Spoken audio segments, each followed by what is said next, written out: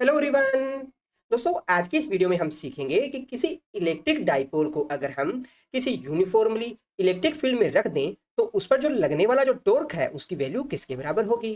तो दोस्तों सबसे पहले तो हमारे मन में यही क्वेश्चन आएगा कि सर हमारा जो टॉर्क है वो किसके बराबर होता है। तो दोस्तों हमने क्लास 11 के अंदर जब रिजिड बॉडी डायनेमिक्स वाला चैप्टर स्टडी किया था तो वहाँ हमने टॉर्क के बारे में भी स्टडी किया था। तो दोस्तों वहाँ हमने स्टडी किया था कि कोई भी एक ऑब्जेक्ट है उसके ऊपर हम जब कोई एक एक्सटर्नल फोर्स लगाते हैं तो इस फोर्स की वजह से हमारा जो ऑब्जेक्ट है वो किसी एक रोटेशन एक्सिस के अबाउट रोटेट करने लगता है। इसे हम एक एग्जांपल लेकर समझने का प्रयास करते हैं। आपके घर पे कोई डोर तो लगा ही होगा, लगा ना। तो उस डोर की स्ट्रक्चर को आप देखेंगे तो आप क्या पाएंगे कि हमारा जो डोर है वो एक किनारे से या बंधा रहता है, दीवार के साथ जुड़ा रहता है ना। तो यानी कि हमारे डोर का जो रोटेशन एक्सिस है वो कौन सा है, ये वाला है। अब जब इस डोर के ऊपर आप कोई एक एक्सटर्नल फोर्स लगाते हो उसको खोलने के लिए या बंद करने के लिए, हम अपने हाथ से जब उसके ऊपर एक फोर्स लगाते हैं तो क्या होगा, हमारा जो डोर है वो रोटेशन करने लगेगा। तो आप यहाँ क्या देख रहे हो कि हमारा जो डोर है वो यहाँ रोटेट इस कारण से कर रहा है। तो आप कहेंगे भाई हमारे द्वारा जो अप्लाई किया जाने वाला फोर्स है उसी की वजह से ये रोटेट कर रहा है। तो दोस्तों आपके मन में एक क्वेश्चन आ सकता है कि क्या हमारा जो टॉर्क है वो सिर्फ लगाए जाने वाला जो फोर्स है उसी पे डिपेंड करता है। तो ऐसा तो बिल्कुल भी नहीं है। क्यों? क्योंकि अगर हम कोई एक फोर्स इस रोटेशन एक्सिस पे लगाएं तो क्या हमारा जो डोर है वो रोटेट करेगा। आप ये ऐसा प्रयोग घर पे भी कर सकते हो। अपने घर का जो दरवाजा है उसका जो रोटेशन एक्सिस है वहां पर आप अपने हाथ से कितना भी बल लगाइए, हमारा जो दरवाजा है वो रोटेट नहीं करेगा। तो आप क्या कहेंगे कि हमारा जो टॉर्क है वो दो राशियों पर डिपेंड करता है। एक तो है हमारे द्वारा जो लगाया जाने वाला बल, और दूसरा है जो बल लगा रहे हैं उससे परपेंडिकुलर दूरी कितनी है, यानी कि इस दूरी पे भी डिपेंड करता है। जैसे जैसे ये दूरी ज्यादा होगी वैसे वैसे हमें कम बल लगाना पड़ेगा इस दरवाजे को खोलने के लिए। तो इसी कारण से टॉर्क है वो किसके बराबर होता है, टॉर्क बराबर आता है अपना आर परपेंडिकुलर और साथ में अपना एफ, जिसको वेक्टर फॉर्म में हम दिखाते हैं torque vector equals to R vector cross F vector. तो दोस्तों जब भी हमें टॉर्क फाइंड करना हो हमें सबसे पहले पता होना चाहिए कि हमारे द्वारा जो अप्लाई किया जाने वाला फोर्स है वो कितना है। अब इस केस के अंदर फोर्स कौन लगा रहा है, फोर्स यहाँ हमारा लगा रहा है इलेक्ट्रिक फील्ड। तो हम जानते हैं कि किसी भी इलेक्ट्रिक फील्ड के अंदर जब कोई आप आवेश रखते हो, कोई चार्ज रखते हो तो उस पर एक फोर्स लगता है। और हमारा जो फोर्स है वो किस डायरेक्शन में लगेगा वो डिपेंड करता है कि हमारा जो चार्ज है वो पॉजिटिव चार्ज है या नेगेटिव चार्ज है। तो हमने अपनी प्रीवियस क्लासेज में भी स्टडी किया है कि हमारा जो पॉजिटिव चार्ज है उस पर जो लगने वाला जो फोर्स है वो हमारा जो इलेक्ट्रिक फील्ड है उसकी डायरेक्शन में लगता है। और हमारा जो नेगेटिव चार्ज है उस पर जो लगने वाला जो फोर्स है वो इलेक्ट्रिक फील्ड के अपोजिट साइड में लगता है। और वहां हमने सीखा था कि लगने वाला जो फोर्स और जो इलेक्ट्रिक फील्ड है उसमें क्या रिलेशन है। तो वहां हमने देखा था लगने वाला जो फोर्स है वो बराबर होता है क्यू ई के बराबर। तो इससे आप क्या कहेंगे कि हमारा जो प्लस क्यू चार्ज है उस पर जो लगने वाला जो फोर्स है वो किसके बराबर होगा, तो ये बराबर होगा अपना F vector equals to Q E vector के बराबर। क्यों? क्योंकि यहाँ पर जो लगने वाला फोर्स है उसकी डायरेक्शन हमारा जो इलेक्ट्रिक फील्ड है उसकी डायरेक्शन के समान ही है। इसी प्रकार से हमारा जो माइनस क्यू चार्ज है उस पर जो लगने वाला फोर्स है वो किसके बराबर होगा, तो आप कहेंगे F vector equals to minus of Q E vector. क्यों? क्योंकि माइनस क्यू चार्ज के ऊपर हमारा जो फोर्स है वो लग रहा है इस डायरेक्शन में, जबकि इलेक्ट्रिक फील्ड है वो हमारी इस डायरेक्शन में है। तो दोनों एक दूसरे के अपोजिट है ना, तो इसी कारण से हम यहाँ नेगेटिव साइन के द्वारा इसको दिखाते हैं। तो दोस्तों यहाँ पर एफ की वैल्यू तो हमारे पास में आ गई, परंतु जो आर है आर की वैल्यू किस तरह से फाइंड करेंगे। तो देखिए जब तक हमें रोटेशन एक्सिस का ही नहीं पता होगा तो उस रोटेशन एक्सिस से दूरी कितनी है वो हम कैसे बताएंगे। तो अब जरा मुझे बताइए कि हमारा जो रोटेशन एक्सिस है वो कहाँ होना चाहिए। तो देखिए हमारा जो इलेक्ट्रिक डाइपोल है उस पर जो लगने वाला जो नेट फोर्स है वो किसके बराबर होगा, तो आप कहेंगे भाई जो नेट फोर्स है वो बराबर होगा हमारा जो पॉजिटिव चार्ज है उस पर लगने वाला फोर्स प्लस हमारा जो नेगेटिव चार्ज है उस पर लगने वाला फोर्स के बराबर। तो नेट जो लगने वाला फोर्स है वो अपना होगा जीरो के बराबर। तो आप कहेंगे सर यहाँ नेट फोर्स तो जीरो लग रहा है तो यहाँ टॉर्क कैसे लगेगा। तो देखिए इसको भी समझते हैं। देखिए हमारा जो प्लस क्यू चार्ज है उस पर फोर्स लग रहा है हमारा पॉजिटिव एक्स डायरेक्शन में। इसी कारण से हमारा जो प्लस क्यू चार्ज है वो इस डायरेक्शन में मोशन करने की कोशिश करेगा। और हमारा जो माइनस क्यू चार्ज है उस पर फोर्स लग रहा है नेगेटिव एक्स डायरेक्शन में। इसी कारण से ये माइनस क्यू चार्ज है वो नेगेटिव एक्स डायरेक्शन में मोशन करने की कोशिश करेगा। तो इस कारण से हमारा जो इलेक्ट्रिक डाइपोल है वो यहाँ रोटेट करने का प्रयास करेगा, करेगा ना, क्योंकि प्लस क्यू चार्ज है उसको तो आगे जाना है और नेगेटिव चार्ज है उसको पीछे की तरफ जाना है। अब जब रोटेट करेगा तो ये किस एक्सिस के अबाउट रोटेट करेगा, इन दोनों को जो मिलाने वाली जो लाइन है उसके बिल्कुल जो मिडल है यानी जो सेंटर है वही अपना क्या होगा, रोटेशन एक्सिस होगा। तो इस रोटेशन एक्सिस की वैल्यू किस तरह से फाइंड करोगे। तो दोस्तों ये है हमारा रोटेशन एक्सिस और इस रोटेशन एक्सिस से दूरी है वो किसके बराबर होगी। तो देखिए हमारा जो इलेक्ट्रिक डाइपोल है उसके बीच की जो टोटल दूरी है वो है 2a, और रोटेशन एक्सिस है वो बिल्कुल सेंटर में है, तो यानी कि रोटेशन एक्सिस से जो दूरी है वो कितनी होगी अपनी, a यहाँ होगी और a यहाँ होगी।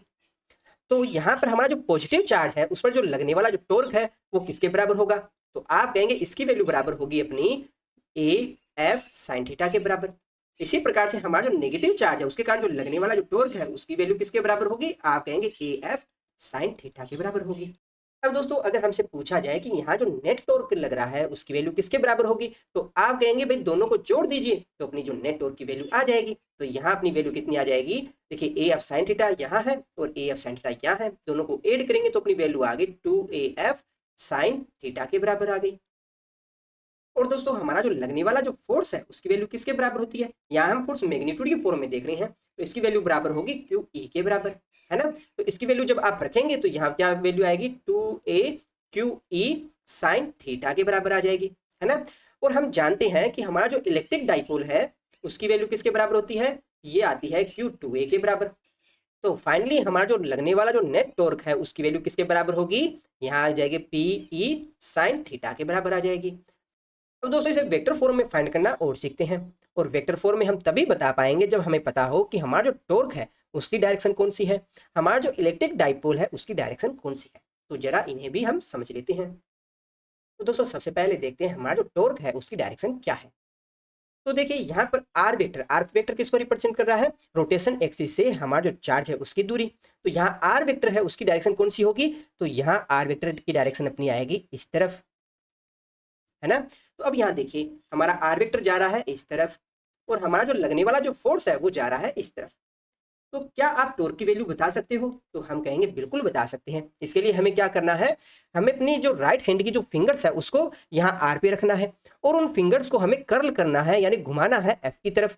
तो हमारा जो थंब है उस थंब की डायरेक्शन है वो हमें बताएगी किसकी, टॉर्क को दिखाएगी। तो इस एफ फोर्स की वजह से हमारा जो प्लस क्यू चार्ज है उस पर जो लगने वाला जो टॉर्क है वो किस डायरेक्शन में लगेगा, आप कहेंगे इस डायरेक्शन में लगेगा, ठीक है। इसी प्रकार से माइनस क्यू चार्ज के लिए देखें तो यहाँ पर रोटेशन एक्सिस से जो दूरी है वो किस डायरेक्शन में है, तो रोटेशन एक्सिस से दूरी हुई हमारी इस डायरेक्शन में। हमारा जो आर वेक्टर है वो जा रहा है इस डायरेक्शन में एंड जो अप्लाई फोर्स है वो हमारा है इस डायरेक्शन में, और हमें यहाँ टॉर्क की डायरेक्शन देखनी है। तो इसके लिए हम फिर से क्या करेंगे, अपनी जो फिंगर है जो राइट हैंड की जो फिंगर है उसको यहाँ आर वेक्टर पर रखेंगे और अपनी फिंगर को कर्ल करना है अपने को, यानी घुमाना है किसकी तरफ, एफ की तरफ। तो हमारा जो थंब है उस थंब की जो डायरेक्शन है वो हमें क्या बताएगी, टॉर्क की डायरेक्शन दिखाएगी। तो यहाँ पर इस माइनस क्यू चार्ज पर जो लगने वाला जो टॉर्क है वो किस डायरेक्शन में लगेगा, वो इस डायरेक्शन में लगेगा। इसी कारण से हमारा जो ये इलेक्ट्रिक डाइपोल है ये रोटेट करेगा, ठीक है। तो हमारा जो टॉर्क है उसकी डायरेक्शन तो अपने पास आ गई है, ठीक है। अब जरा देखते हैं हमारा जो इलेक्ट्रिक डाइपोल है उसकी डायरेक्शन क्या है। तो हमारा जो इलेक्ट्रिक डाइपोल है उसकी डायरेक्शन होती है माइनस क्यू से प्लस क्यू की तरफ, यानी कि इस डायरेक्शन में। ये अपना हो गया पी वेक्टर इस डायरेक्शन में, और हमारा जो इलेक्ट्रिक फील्ड है वो लग रहा है हमारा इस डायरेक्शन में। अब दोस्तों यहाँ पर हमारा जो टॉर्क है उसकी डायरेक्शन तो आ रही है सरफेस के परपेंडिकुलर इनवर्ट डायरेक्शन में, क्योंकि थंब की डायरेक्शन है वही तो हमें टॉर्क की डायरेक्शन दिखा रहा है। अब दोस्तों आप जरा सोच समझ के मुझे आंसर देंगे कि यहाँ पर अपना जो torque equal to P sine theta है उसको जब हम वेक्टर फॉर्म में दिखाएंगे तो आप क्या लिखेंगे, P vector cross E vector लिखेंगे, या फिर हमारा जो टॉर्क वेक्टर है वो लिखेंगे अपना E vector cross P vector. तो जरा इसको हम चेक कर लेते हैं। सबसे पहले हम चेक करते हैं हमारा पी क्रॉस ई के लिए। तो हम क्या करते हैं, अपनी फिंगर्स को रखते हैं यहाँ पी के ऊपर और हमारे जो फिंगर्स है उनको हम कर्ल करते हैं यानी कि घुमाते हैं ई की तरफ। तो हमारा जो थंब है, हमारा जो अंगूठा है वो क्या दिखा रहा है, हमारी जो टॉर्क की डायरेक्शन को दिखा रहा है।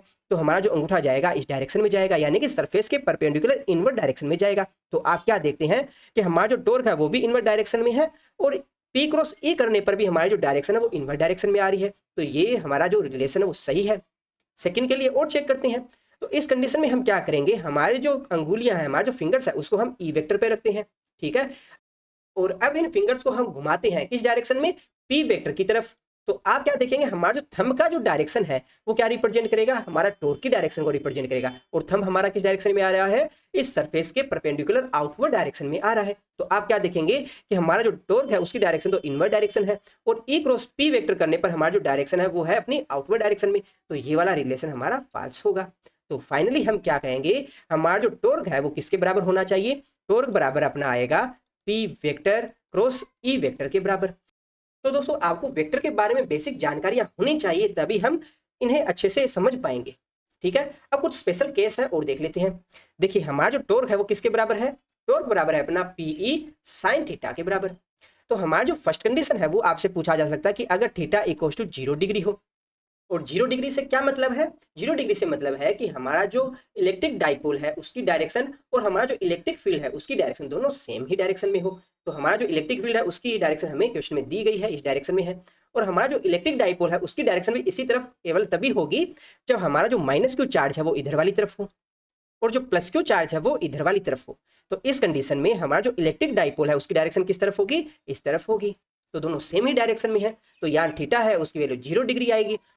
और दोस्तों हम जानते हैं साइन 0 0 होता है, तो लगने वाला जो टॉर्क है इस कंडीशन में कितना होगा, आप कहेंगे 0 के बराबर होगा।